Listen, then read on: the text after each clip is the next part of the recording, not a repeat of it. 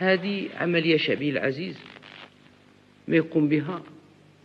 إلا دولة اللي عريقة في المجد وفي النظام، مسيرة بنساء ورجال بلا ما يقع والو، مسيرة اللي غادي تدوم 15 يوم بلا ما توقع لا سرقة ولا نهب، مسيرة نتاع آلاف السيارات اللي ما وقعش بينها اصطدام، مسيرة في محل صحراوي اللي لا بد كل واحد جاي يدور عن يمين أو عن الشمال يلقى الماء باش يشرب،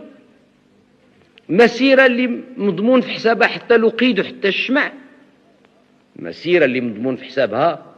حتى القرطاس والدفاع عن النفس فيما إذا لقينا من غير الصبليون. هذه تنزيد نأكدها،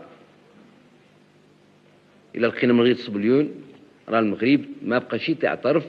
بالسلم ولا بالمسالمة ولا بحالة السلم مع أي واحد.